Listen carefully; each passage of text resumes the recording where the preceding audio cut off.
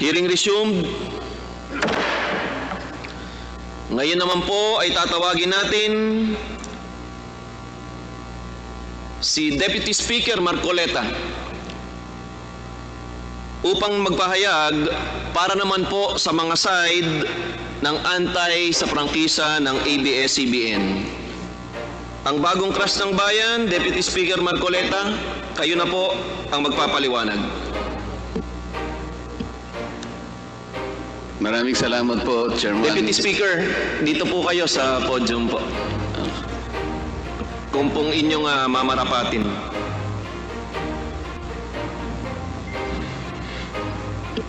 Maraming salamat po, Chairman Alvarez at Chairman Alvarado.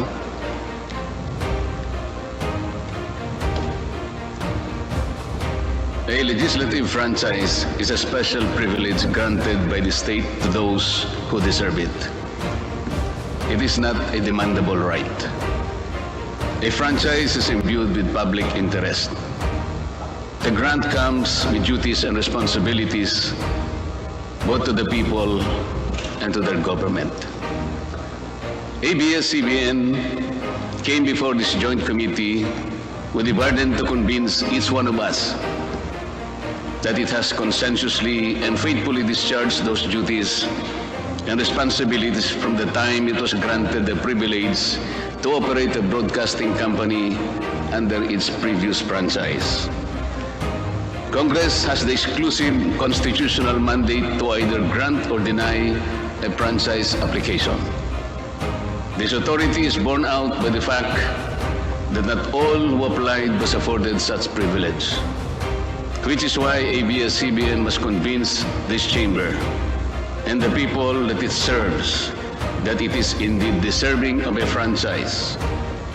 First, let's hear from Mr. Gabby Lopez III himself.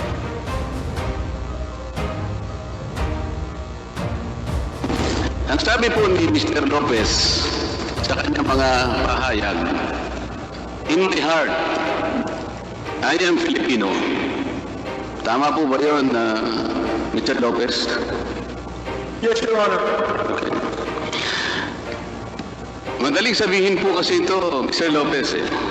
At kung hindi naman po dalawa ang puso ninyo, pwede ko bang itanong sa inyo, saan bahagi po ng dibdib ninyo ilalagay po si Uncle Sam? Mr. Lopez? Sa dibdib po. Ano po? Hindi po sa dibdib. Saan po? Dalawa lang po ba? Isa lang ang puso rin. Kung hindi naman dalawa, ang tanong ko po, saan nyo ilalagay si Uncle Sam? Ang puso ko Pilipino. So, siguro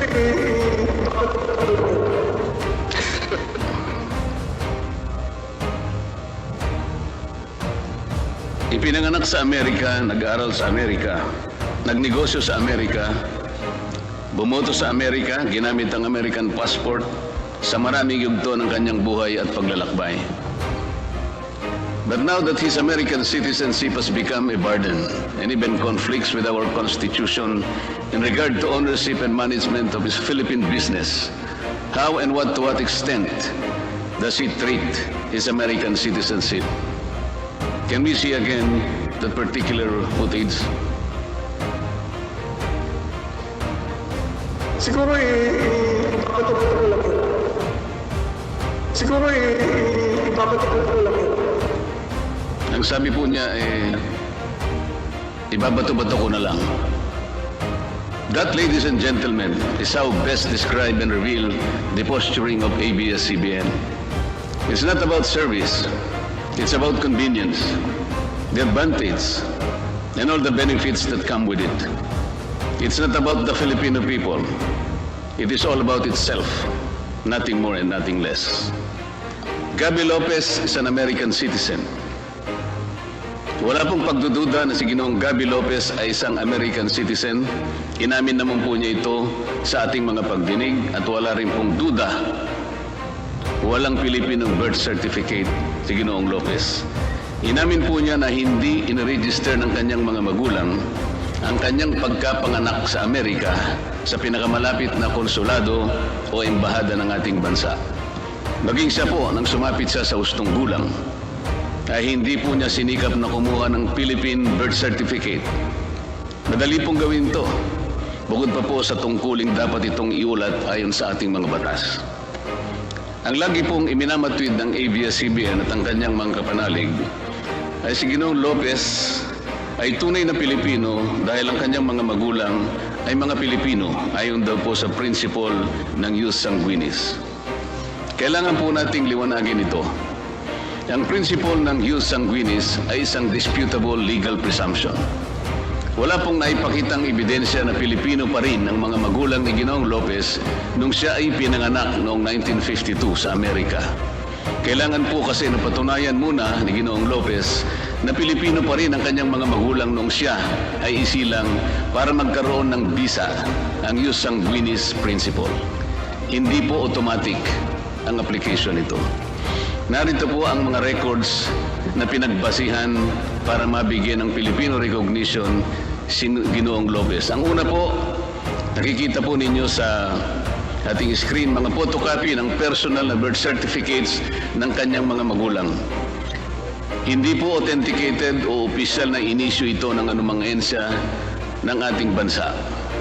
Ang pangalawa po, yung affidavit of Filipino citizenship. Slide please. Na ginawa ng ina ni Ginoong Lopez noong Enero 20, 2000. Halos 50 taon pagkatapos may panganak si Ginoong Lopez.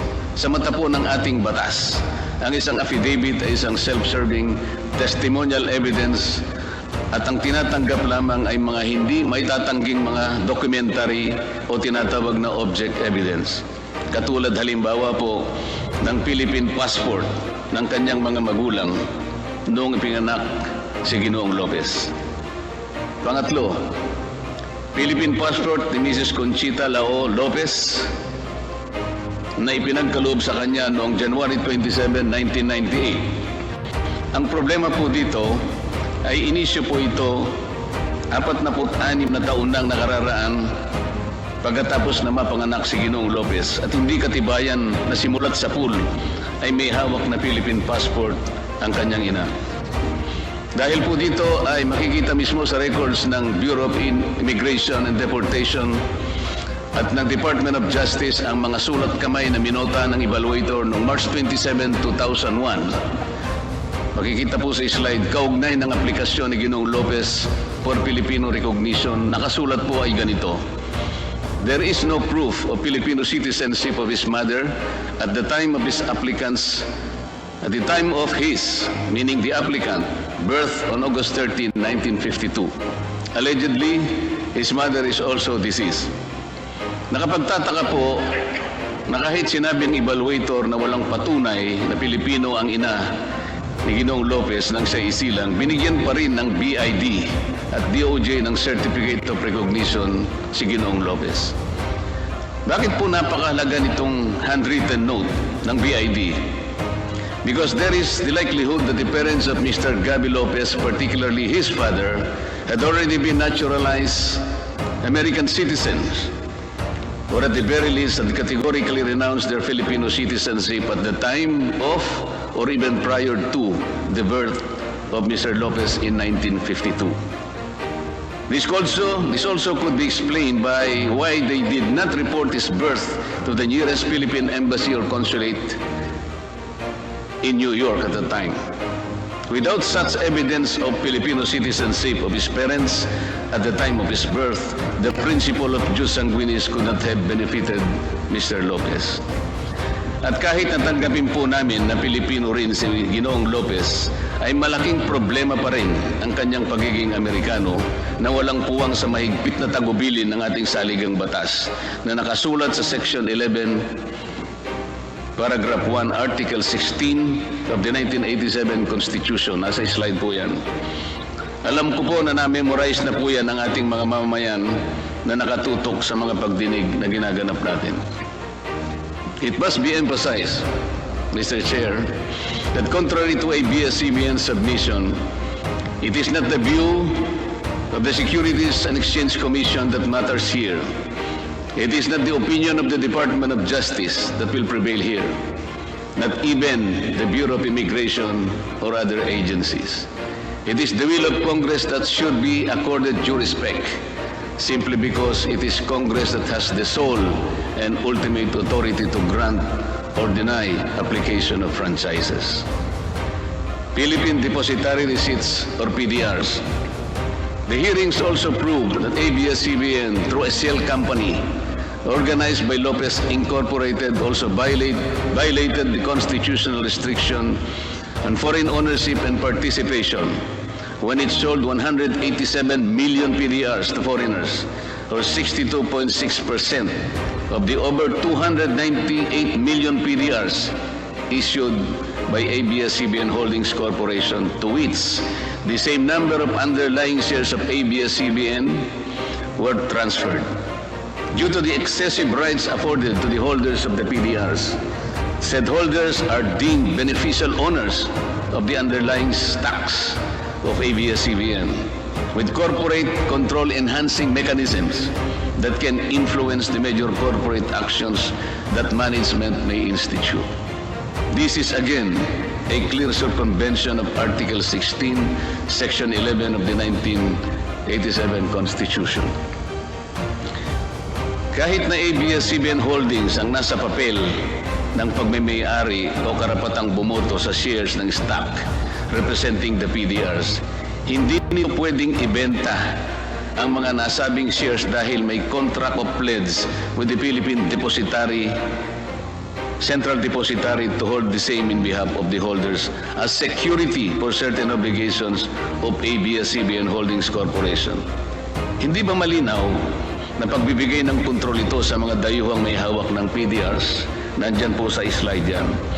Lumitaw rin po sa aming pagsusuri ng mga foreign holders ay may option din na baguhin ang kanilang karapatan na sinasaad sa PDRs. Bagay na wala sa kontrol dito ang ating Securities and Exchange Commission. Bukod pa sa kanilang tanging karapatan na isalin o ibenta ito kahit kaninong individual, kahit walang pagsang-ayon ang Securities and Exchange Commission. Ang sabi nga ng isang prinsipyo sa batas, what cannot legally be done directly should not be done indirectly. Sa madaling salita, Mr. Chair, ang hindi dapat gawin sa patago, dapat itong gawin ng may pagsusumamo. Ang minamatid dito ng ABS-CBN ay ginamit naman daw ang PDRs bilang isang legal na instrumento sa maraming bansa. Ngunit ang hindi nila sinasabi ay wala namang restrictions ang mga ibang bansa tungkol sa pagmamay-ari o pamamalakad ng mass media sa kanilang mga bansa, gaya ng tagubilin sa atin.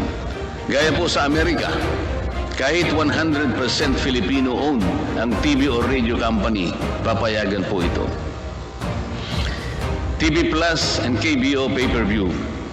During the hearings, it was also proved, without doubt, ABS-CBN violated its franchise by airing multiple channels through its TV Plus. It was also proved that it sold digital receivers of black boxes to the viewing public without the approval of the NTC. It was also proved that it offered pay-per-view events in TV Plus without the approval of the NTC. Pati nga po ang laban ni Senator Pacquiao at Mayweather na walang pahintulot mula sa NTC, pinalabas din na may bayad. Lahat po ng ito ay pinatunayan ng chairman o chairperson ng NTC nang tayo ay dumidinig sa mga bahaging ito. NTC itself confirmed that based on its existing regulations, ABS-CBN was not authorized to encrypt or lock non-paying public its TV Plus channels using its free-to-air frequency under its franchise.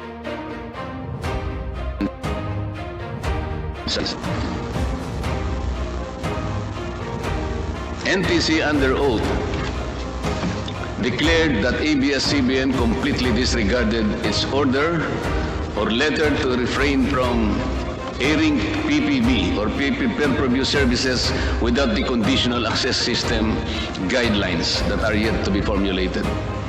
ABS-CBN even utilized the platforms of its subsidiaries, namely Sky Cable Corporation, Amcara Broadcasting Network, and ABS-CBN Convergence in launching these illegal activities which, by the way, also compromised the respective